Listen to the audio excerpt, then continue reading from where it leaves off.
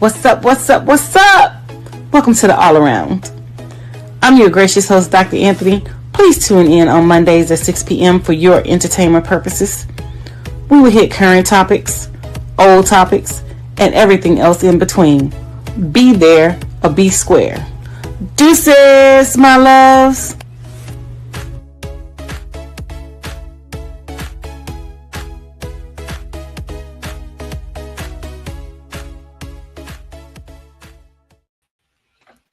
Hi, what's up, what's up, what's up? This is your gracious host, Dr. Anthony, and we have some amazing topics a topic that we are going to focus on and discuss tonight. Tyla and her downfall in Black American culture and Black American music. But without any further ado, let's go ahead and bring out my producer, Mark Lee, so we can get this discussion on the road. How's it? How are you doing, lovely? It looks like it's a lovely day. We're doing good. We're having a quiet day over here in North Carolina, but everything's wonderful and looking forward to the discussion and seeing what's going on. But yeah, it's been some good weather. My dad and his lady love celebrated at a dance studio their 80th and 85th birthday because Dad turned 85 in June and his lady love turned 80. So they had a nice little dance party / food party, and that was a good time and all along those lines. And then I went to Black August in the Park on Sunday, which is a celebration of our African American culture, and this is its 10th anniversary. So they've been doing it for 10 years here in Durham. So there were historical things talking about George Jackson. Oh, happy anniversary, Dad. Yeah. So yes, happy anniversary, Dad. I'm glad to hear that. So I will be going home this weekend to visit my parents, to check on them, get my hair done, and the whole shebang. So Dr. Anthony can, get back into her role of Dr. Anthony. I've been doing my natural hairstyles, wearing a pull back a little bit out in the back and things like that. The summer style to wash back and be graciously, Dr. Anthony, back to my old style. So yes, coming in the next coming week or so, I will be definitely back to my old style and repping what I do. So, Mark, where do I begin? So, so we've talked, and we've discussed this young artist on the show before. Her name. And I have actually supported her when she first came out. She's from South Africa. We were pushing her music. Her first song, Water, would top the charts and things like that. And so we were really rooting for her until she opened her mouth. And when she opened her mouth, she not only opened her mouth in a derogatory manner, but she was derogatory toward Black Americans. So, I don't really understand who her PR team is and what her PR team is doing, but the one that they missed the mark and dropped the ball is with Black Americans. I understand she's from South Africa. I understand they still use the word colored and they describe their, mixed heritage people as colored. But here in the United States, that's a very derogatory and demeaning word, and we do not describe ourselves as colored. And so the issue came about when Tyla was asked if she was Black, and she doubled down and said that she was not Black, that she was colored. And trying to explain to her that in America, Black people perceive the word colored as derogatory and demeaning, and we don't describe ourselves as that.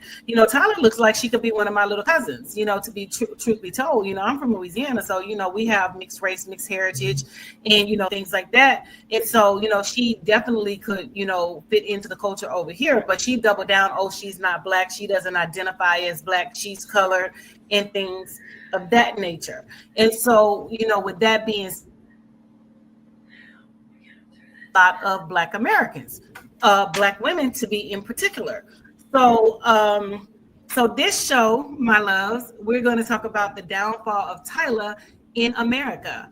I'm not sure how she's doing across the world, but I know here in America she flopped and she dropped. Although they bought her an Emmy, they bought her these awards. They've been trying to get her at all these Black shows and these Black events and things like that. But my concern and my issue is if she's not claiming a part of the culture, why are her management team and people trying to push her and, you know, force us to accept her? We have already made our decision. We're not accepting her. We tried it, didn't work. We're returning to sender. We're returning to South Africa. You know, when she doubled down and she disrespected Black people, primarily Black women, we were like, nope, we're washing our hands with it. We're through. We're done. But, you know, she was like that we should have given her a try. But talking about, you know, she has a right to her own identity. She does have a right to her own identity. But we also have a right to spend our money with who we want to spend our money to.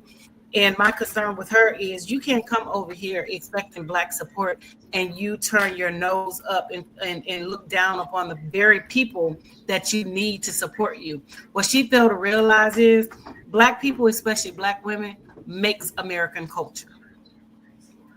We are the backbone of America culture. We're the backbone of everything. And if we don't support you, sweetheart, no one is going to support you.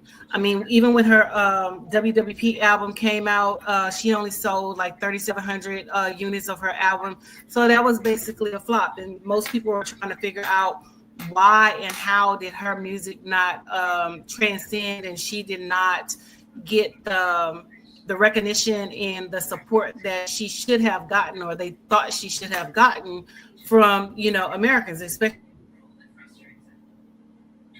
And I will say again, you cannot diss the people that you need to support you. And when she made the comments about she was colored and she wasn't Black and she didn't identify as Black, that pretty much put a bad taste in a lot of people's mouths. You know, I understand over there in South Africa, y'all colored. I get it. But over here in America, it's derogatory. And so whomever was part of her PR team, they should have advised her, because we were not going to support her. We're not going to identify with derogatory terms and allow her to categorize us in a derogatory term and use the derogatory term over here. And, you know, a lot of South Africans are saying, you know, we're not allowing her to be her. No, we're allowing her to be her. She can be her. She can definitely be her. But here in America, she just can't use that term over here because we don't identify with that. We know that it's racist. We know that it's derogatory. We know that it's all of that. But she doubled down several platforms, wouldn't answer questions, and, you know, things of that nature. So, you know, you cannot expect people to support an artist or a brand when they are doubling down on their disconnect from the Black culture and Black people. Baby, we know you Black, regardless if you have, you know, mixed heritage or white people blood running through you, honey, you still Black. Your skin is just as dark as mine, you know, so we know you Black, honey. But the problem is you don't that not aligning with us, just like Target when you got rid of DEI, what the result was going to be. So you only sold 3,700 units of your album, and you expected us to come out in droves and support you, but we showed you that we're not going to support you. So she was recently in Brazil at a party where she had an incident where the incident went viral. It was a recently troubling video surfaced of Tyler at a party in Brazil. She appeared to collapse.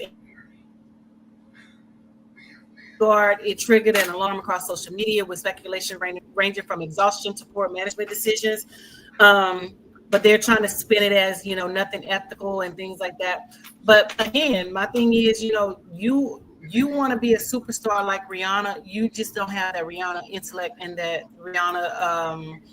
Rihanna stamina. You want to be like Beyonce because you compared yourself to both of them and things, and you're not. You know, they know that the culture supports everything. You went against brain. They did not go against the culture. So we already know that we're going to support them. But you're a brand new artist. You went against the culture, and you thought that, you know, shaking your ass on stage and your looks were going to get you to the point where we were going to support you. But Boo Kitty, we showed you. You know, that may work over there where you're from, but it doesn't work over here where we're from. And, you know, one of the interviews that, you know, sparked controversy was the interview with Charlamagne the God. And I know you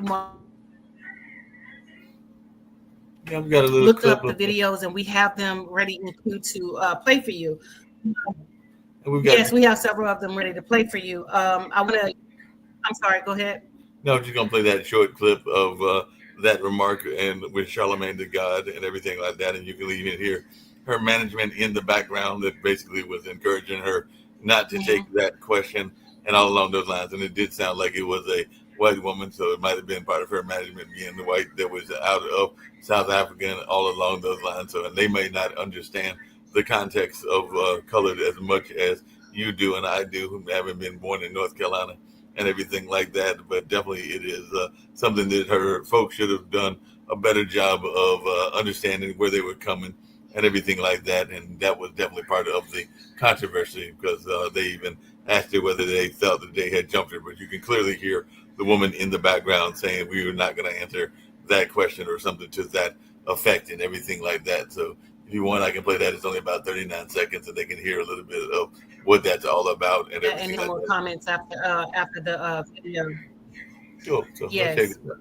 We'll check out this video. Right. So we're going to go ahead and go into the 39-second video, and then I have some comments after. Yeah, Mark. No problem. Here's the video. Charlemagne the God pressed Tyla during this interview. School me on these debates that they be having about your identity as a South African colored person. What does that even mean?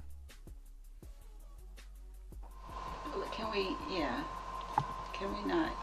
Por favor. Oh, I like that. We keeping that in the interview too. I like when they talk from the back and say we can't. I like that. I like the character. That's good. That's even better. Next one, please. That's even better. Yo, stupid, yo. Wasn't that bad, was it? We ain't beat you up too much. No. No? No. Yeah, I'm not. Are you awkward? No. I'm not awkward. Mm-mm.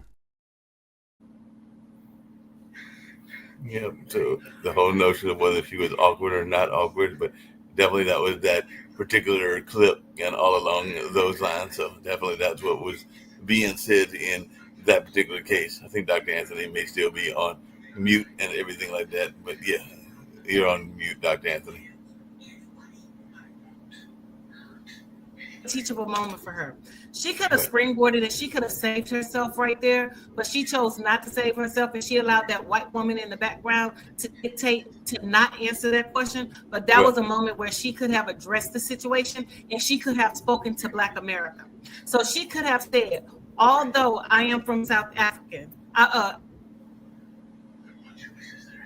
and I identify as colored over there. We identified as colored.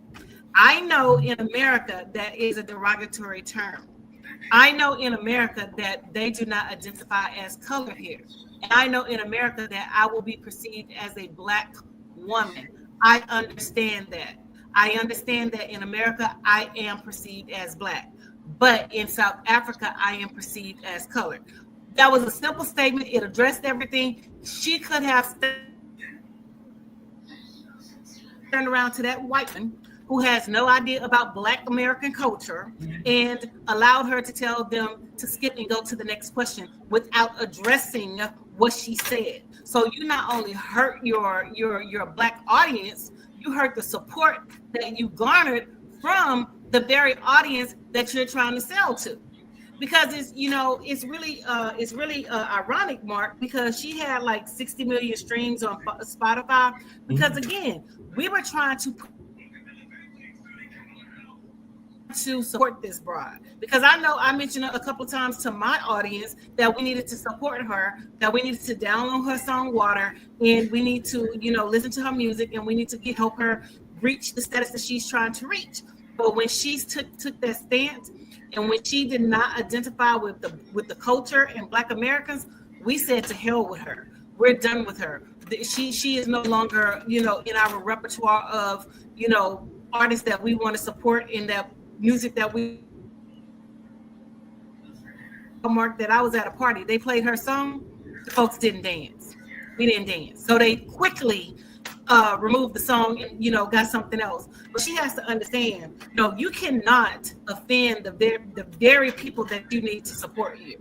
So what she failed to realize is Black women, Black Americans, that we are the culture. We make the culture, and you want music that we listen to and that we vibe to and things like that. So regardless what your album was, we still did not support you. And to the 3,700 people who actually bought your album, you know, I hope it was well worth it, because we're still not supporting this little girl. Well, she's not a little girl. She's a young woman. We're still not supporting this young woman. And she has to go back, to the drawing board, and her whole team has to go back to the drawing board and see how they can come out of this swinging and banging and swinging and things like that. But I think she has totally lost her Black American culture support over here. Once you offend us, we're done with you. That's just like Cynthia Erivo. She says some disparaging, derogatory things. And what baffles me, Mark, is these people don't understand that without the Black American plight, they would not be able to come over here and do what they're doing. Without our struggle, without the things that we have fought for, without the things that we have gone through, without the things that we have experienced, those very people who are turning their noses down to us would not be able to come over here and in America. Josephine Baker was a known Black artist. She had to leave America and go to Europe to even perform in white spaces. These racist ass white folks over here wouldn't even let her perform. Marian Anderson, they wouldn't even let her sing opera. Yeah. You know what I'm saying? So they don't understand the culture and the plight of the American Black being able to come over here and do what they do. You know, even the actors who are coming over here from the UK and things like that, getting these Black roles and, you know, turning their noses down to Black audiences. Because now what I have started doing, I have started researching where the people who are playing in the movies are from. And so if they're from over there, I don't support the movie. And I'm not going to support the movie. I'm not going to spend my money with the movie. Ryan Coogler, love Jordan Peele, love them to death. But if y'all continue to bring these British actors in, we're gonna stop supporting your movies. It's stop supporting your work, because my thing is we have enough American-born actors to supply those roles and to support those roles. Those people turn their noses down to us. So why the hell should we support them with our Black dollars? Why the hell should we allow them to be in our movies? Yeah, they've got an active movie community there. And that's the stance that we need to take. If they're going to be in those movies and they're going to support, you know, we need to take a stance and we need to show them, like, what's the guy name who played in the movie? He's a director. He's a Black director, and the people found out, the culture found out that he has a white wife, and ever since they found out that, his movies have flopped. Mm-hmm. So we definitely need to send that message to the rest of those people and let them know that we're definitely not. Mark. Yeah, like I said, they've definitely got a rich movie community over there in London, so they can create some of their own movies. And I know they're doing that, even some of those that are African descent. And I do know, because I've got some friends that are from Africa, that some of them are very proud of their culture and very much aware of their culture. As a matter of fact, I was just talking to some friends yesterday. One of them was actually going to Ghana in November. It's two of my friends that are African dancers. One of them is going to go visit their mother who moved to Ghana, and all along those lines, because they were given a great deal and everything like that. And there's another gentleman who's from, I think he may be from Ghana as well, or maybe he's from Senegal, but he's actually got his own kingdom, and the people are waiting for him to come back and claim his crown, and all along those lines and everything. So I do know that there was a push to get many of us to go back to the various African continents, and even to get some of the land that has been promised to us by some of the governments over there and everything like that. And I know some people that have explored it and have said that it is a worthwhile deal. I got too much family and friends here in the States to make that move myself, even though I would love to visit Kenya or visit Ghana or visit even South Africa or a number of other of the African countries, including Morocco and Algeria and a number of others. But it'll be interesting to see what goes on into that space. I know that there's some rich culture in our motherland and all along those lines, and even some new artists that are coming out of the motherland. But it's not anything new. I mean, Miriam, I'm trying to think of her last name, Makeba, I think it is, or something like that, but she was out of South Africa. just like a number of the other groups were out of that area and everything like that. So there's definitely been some good music that has come out of the various African countries, but a lot of them do try to do initial research so they understand where they're coming into and understand even some of that history you were talking about, whether that was Josephine Baker or Dorothea Dandridge or a number of others that are going out there and everything. Because there's great music that comes from all over the world, but it'll be interesting to see. But if you're going to get support, you need to understand where you're coming from and all along those lines, and you definitely want to understand the history and everything like that, and understand the nature of the history before you make comments and all along those lines. And I was right, it is Miriam Makeba, who is a South African singer, songwriter, and actress, and it was definitely had a long career, and some people even compared her to some of the greats as well, because she was born in March 4th of 32 and passed away in 2008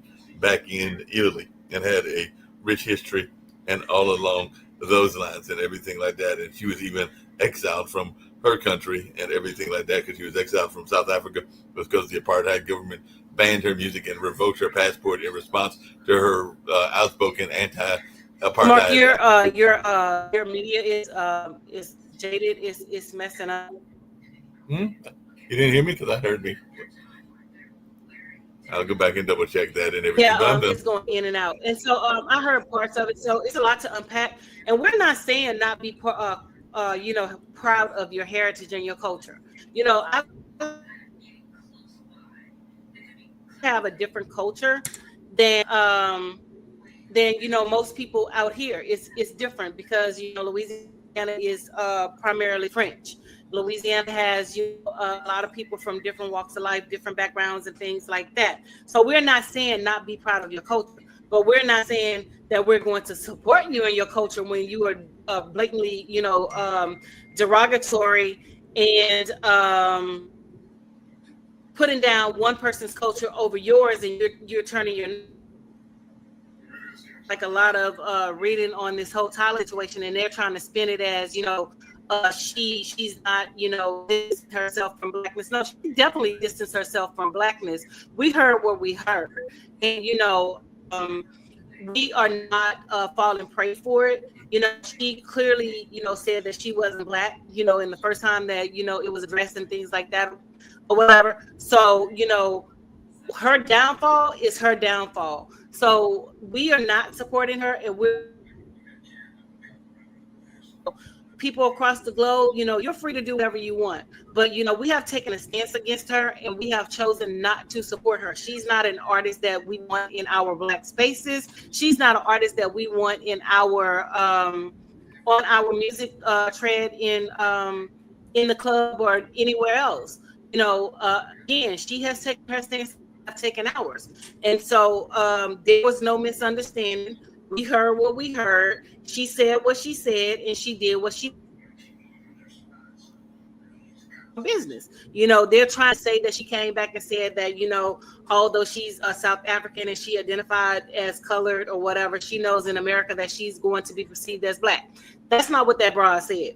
They totally diverted and averted the question, and they did not respond. So, by not responding, you're admitting and you're consenting that that's your personal stance and things like that. So, again, it's no hard feelings, sweetheart. I'm gonna have to push back on you a little bit, Dr. Anthony. But is that her stance or is that her management stance? Because I don't think that the woman has a stance and everything like that. Because I think personally that she is being managed by these white folks that are making the stance because they are afraid that it's going to impact her status with the white listeners and some of the other listeners as well, because I don't think that she really has a stance. And what I've read, and I've read some of the other articles and everything, is that she really knows what colored means in South Africa and didn't really understand what colored meant in North America until it was explained to her. But I did hear that white woman basically saying, and I've seen other politicians, including our orange man, that has had people that have definitely tried to get him not to talk about issues that they felt uncomfortable with. So I blame that more on the management than I blame it on Tyler herself and everything like that, because I think she's being controlled and manipulated by a white man. But again, Mark, that's an excuse. That's just like, that's an excuse.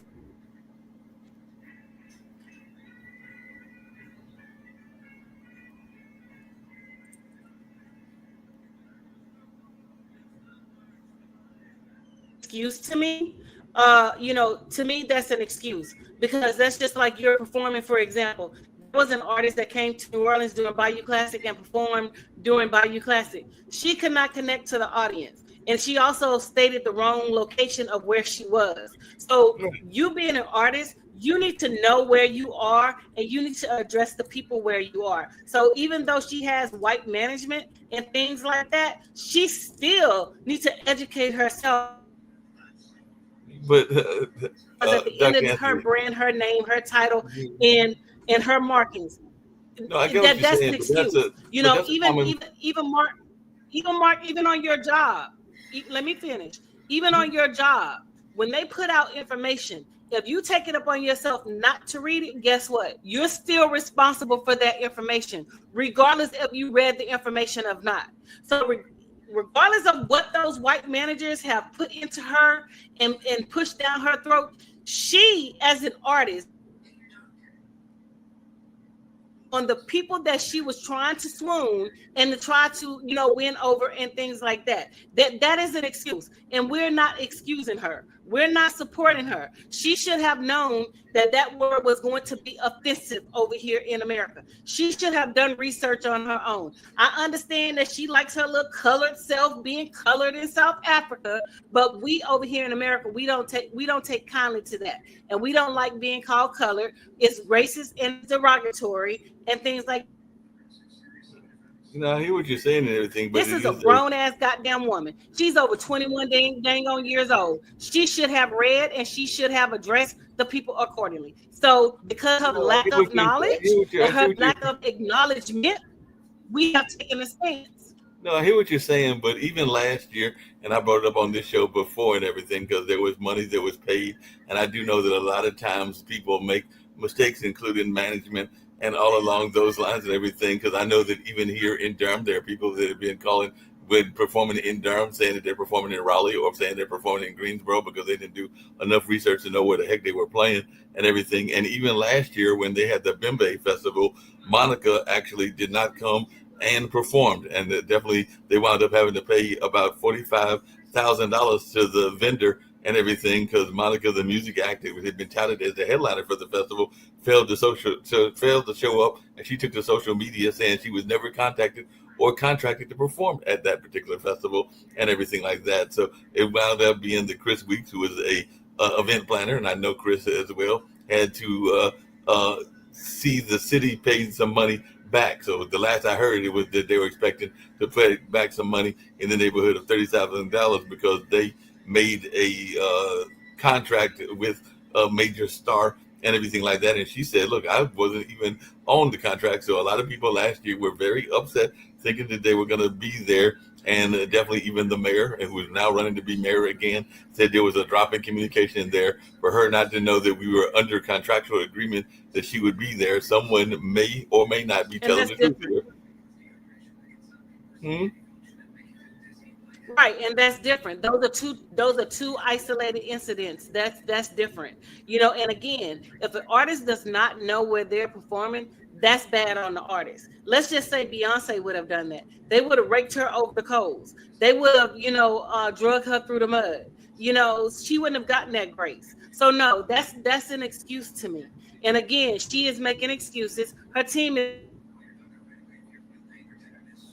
When you're trying to swoon people to support you and to buy your music, you need to know who the people you're dealing with. You need to know the community that you're talking to. You need to know the community that you want to have support you. And so she messed up with Black Americans, and that's just the bottom line. We were offended, and so we took a stance not to support her.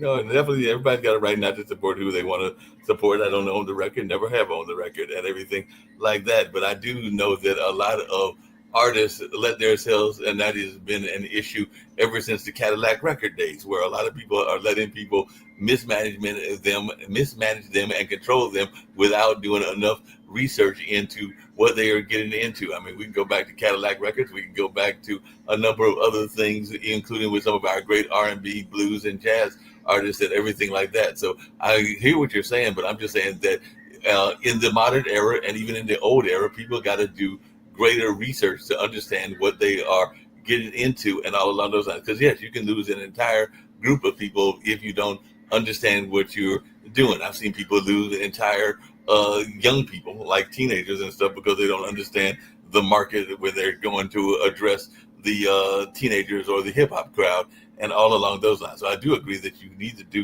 do research, but I also think that a lot of artists, and let's be honest, Dr. Anthony, are lazy, and they're lazy, and they just want to have people do the work for them and all in that space, and they don't really realize the consequences until it slaps them in the face, and then they got to do what they call damage control and everything, which is probably what I can attest to you saying that they are lazy. I can agree with that.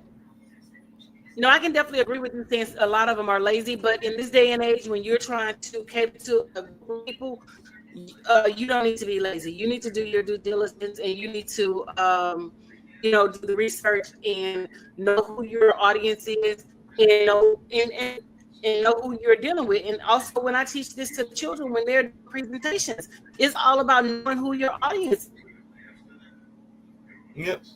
To. So if you're in a room speaking to a bunch of adults, you're not going to use the same type of language that you would use if you're in a room speaking to a bunch of children that's on your level. So you have to know your audience, and you have to know who you're dealing with. And so again, like I said, I think that was an excuse for her, saying that lack of knowledge and things like that, because we don't get second chances when it comes to not knowing. Just like when I had to take these training classes that I'm taking, it said, I'm summing it up, basically. Even if you didn't. So it is up on you. It is up on you, the incumbent, to go out, do the research, read, and understand who you're dealing with and things like that. Lack of knowledge is an excuse. It's too much AI. It's too much, things out there.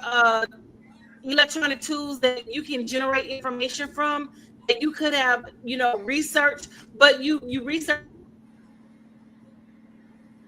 You didn't research Black American culture. You didn't research the Black American plight, and then you try to distance yourself. And then when we push back against you, you're trying to say that, you're not running away from your Blackness. You're being questioned. Your Blackness is being questioned. No, we question your Blackness based off of your response and your actions. Your actions has consequences. So, sweetheart, your action and our consequence is a direct reaction of what you did. So you can't get it's against you, because this is something that you did. We were on Team Tyler in the beginning. We wanted her to succeed. We wanted her to be that #1 pop artist, that hip hop artist, that world sensation and things like that. We were Team Tyler, but when she opened her damn mouth, that deterred us. It was a deterrent for us to support her. So, again, you cannot offend the very people that you need. Once you lost Black American women, you lost Black American culture, because the women drive the culture. And that's what people fail to realize. Black American women are the blueprint. We drive the culture. So she definitely offended us, and we're not going to be on Team Tyler. Yeah.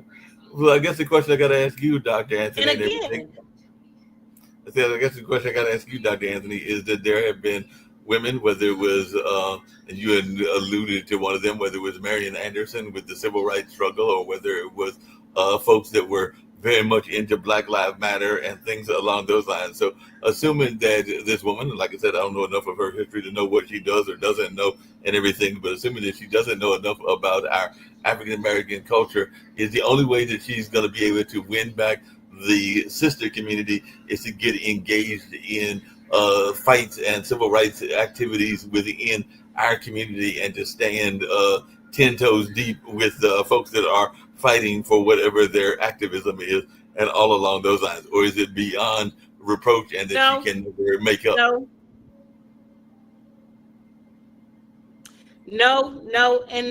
She's done. We're not falling in line behind her, because we know that it will be fake. It will be fake, supporting. It would be fake activism and things like that. You're only doing it because we are not supporting you. It's not coming from a genuine place. It's not coming from a place where, oh, I have to fight for this struggle.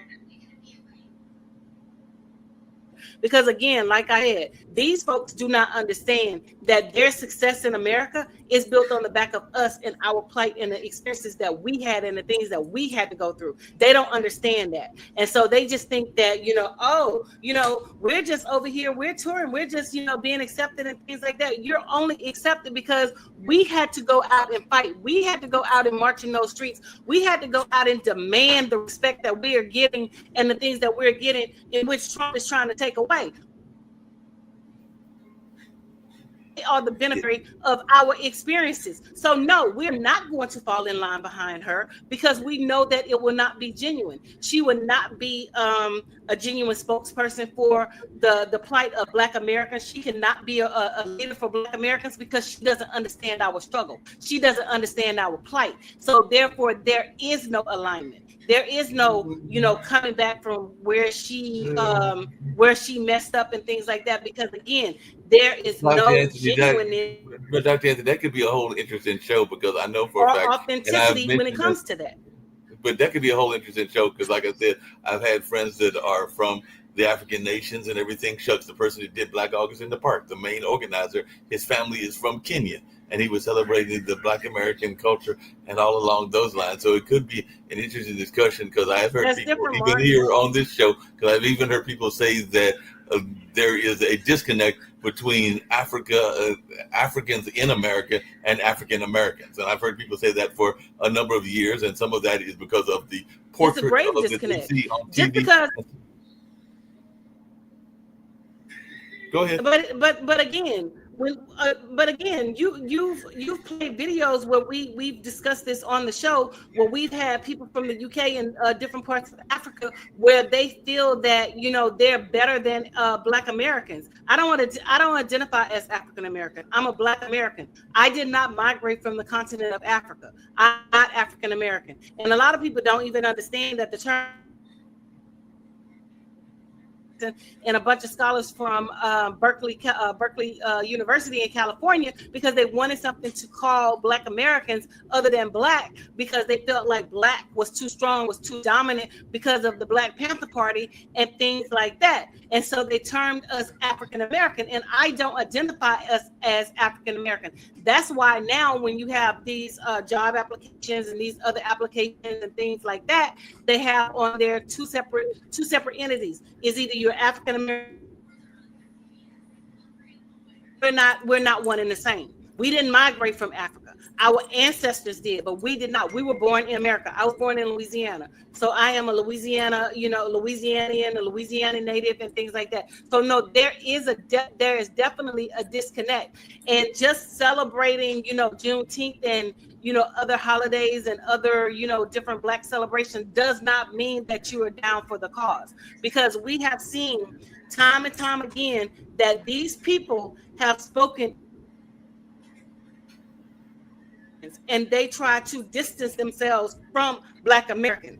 And they try to take up on the stance of white Americans and try to take up on that stance where they are basically oppressing us again. So yes, there is a great disconnect. And I even went to Ghana. I went to Ghana. And, I know you went to Ghana and everything, but just really quickly along those same lines, we talked about it before, more with white Americans that have taken our brothers and everything, sisters and all along those lines.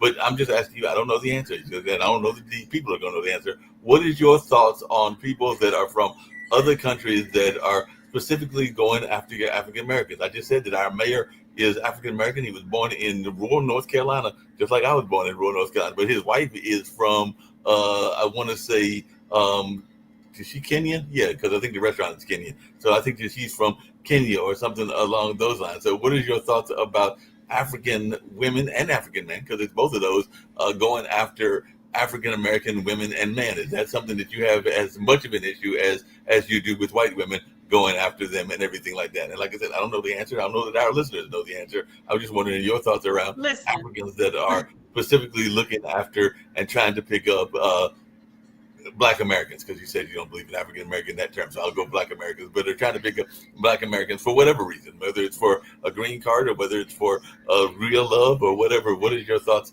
around that? They can pick up who they want to pick up. I like Black American men. I'm not really into foreigners and, foreign Fair enough. countries and things like that because of the cultural disconnect. That's not something that I will want to do, because it's too much of a culture. To me, it's too much of a cultural disconnect. But people like who they like, and things like that. I have heard people saying that they have married people from other countries, and I've heard women say that they have married African men. My cousin was married to African. It didn't last because things like that. He wasn't about the right thing. So I mean, to each his own. Whatever you do to make your boat float, and things like that or whatever. So for me, that's not something that I want. But if that's where they found love, more power to you. But that's not something that I want. But I'm not against them marrying Africans and things like that. But the problem where the problem ensues with us as Black women is Black men who marry white women always bring Black women into their conversation. They always bring Black women into the mix. Oh, I don't date Black women because I only date white women because Black women does this. If you want to date white women, go right ahead and date white women. Leave us out of it. We don't give a rat's ass if you date white women or not. But the thing about it is you're always talking about Black women this, Black women that. That's what we have a problem with. We don't care who you lay down with. You can go with that dog, like the man that said that he would rather fuck a dog than deal with a Black woman, and that white woman killed his ass. So y'all can take up on that stance. We don't care one way or the other. The issue that we have again is that they are bringing us into the mix. We don't date Black women because they're loud. We don't date Black women because they're this. We don't date Black women because they're that. But Dr. Anthony, part of that is the flip side of what goes on. Because 9 times out of 10.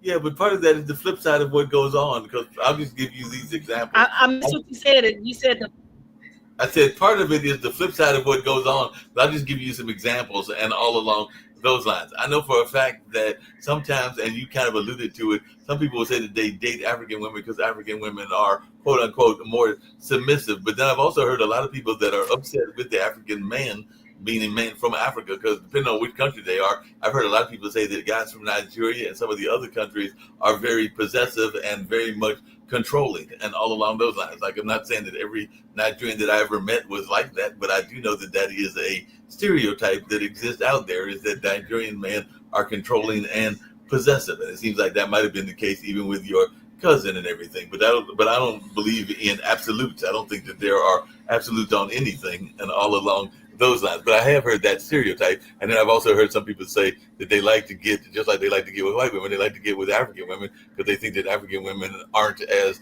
loud, even though I've seen some loud African women, to be perfectly honest, and everything like that. So there are these stereotypes that exist. And again, Mark, it is, yeah. And again, Mark, it is what they prefer. All we're saying as a Black woman is leave us out of it. We don't care who you date. We don't care who you screwing, who you have babies by.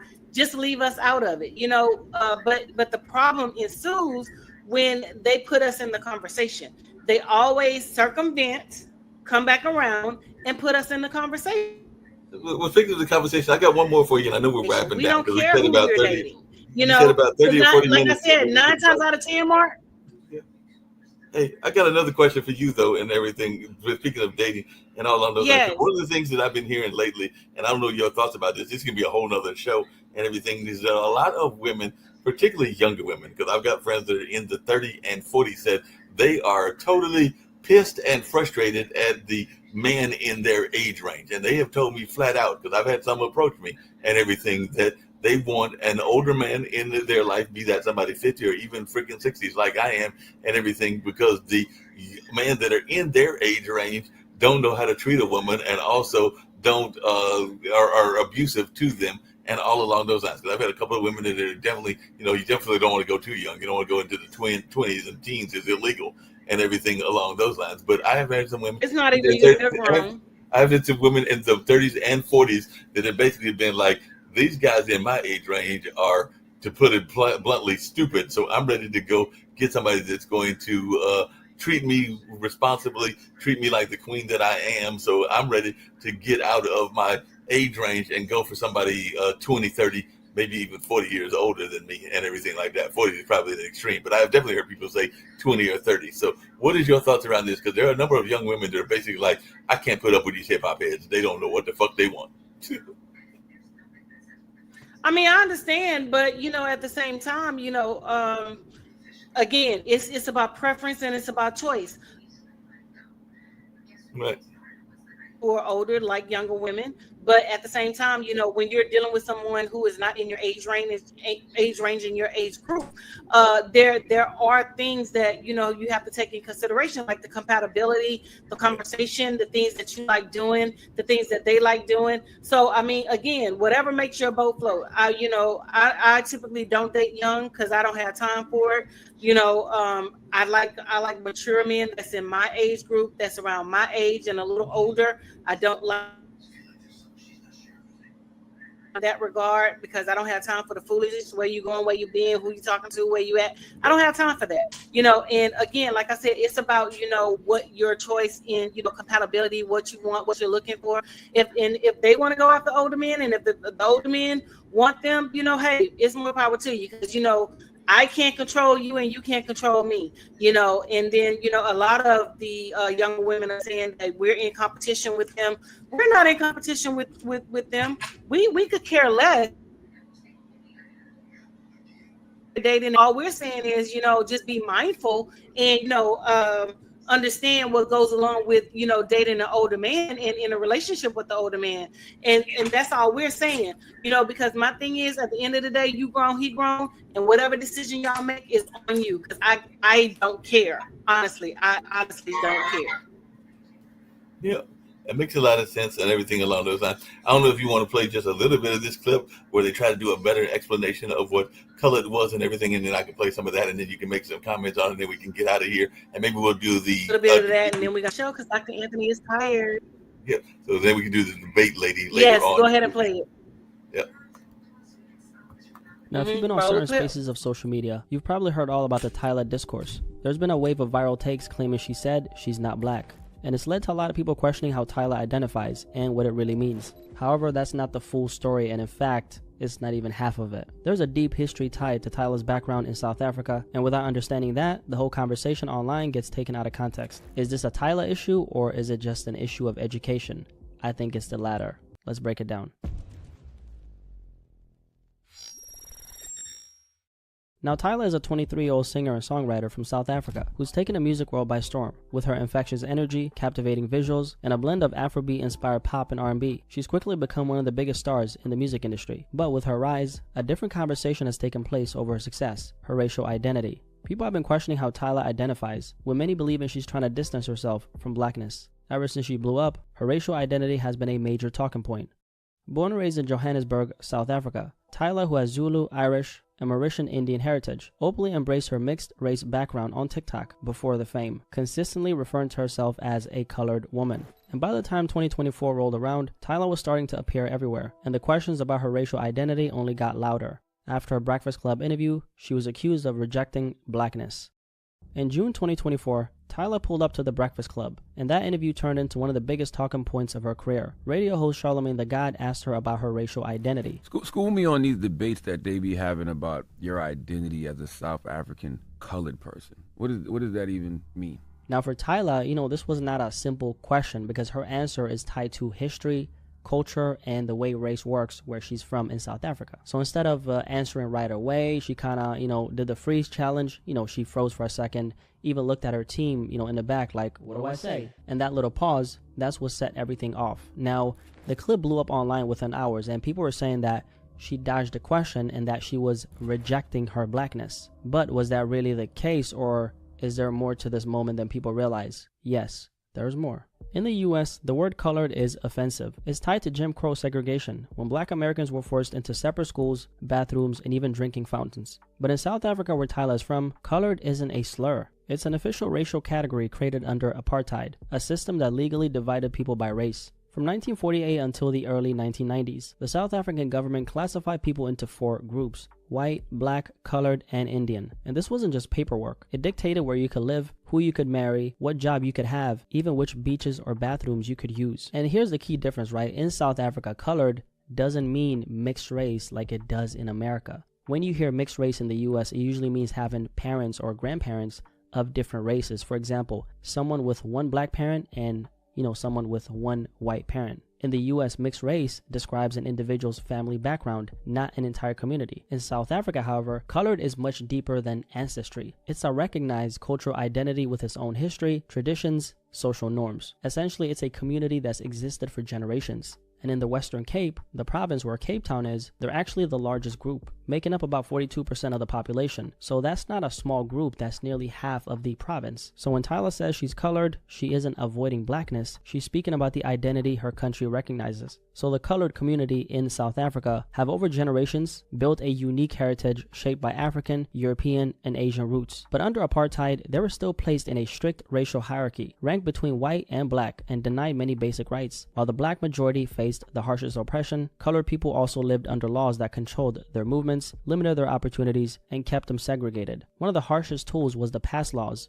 which forced non-white South Africans, especially black people, to carry ID at all times. Without a pass, you could be arrested or forced out of your own city. Entire communities were uprooted into overcrowded townships, tearing families apart. So essentially, it was a system designed to keep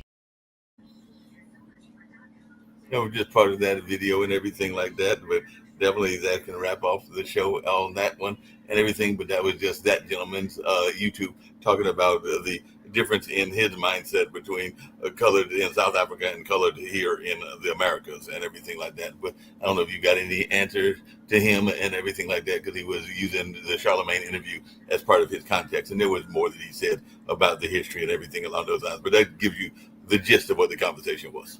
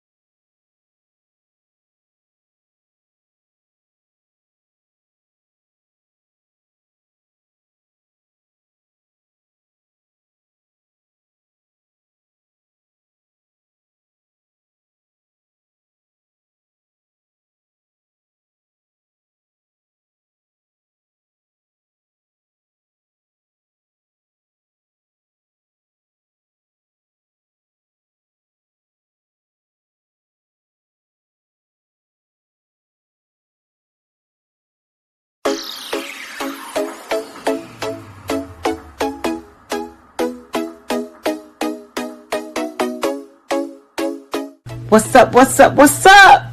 Welcome to the All Around. I'm your gracious host, Dr. Anthony. Please tune in on Mondays at 6 p.m. for your entertainment purposes. We will hit current topics, old topics, and everything else in between. Be there or be square. Deuces, my loves.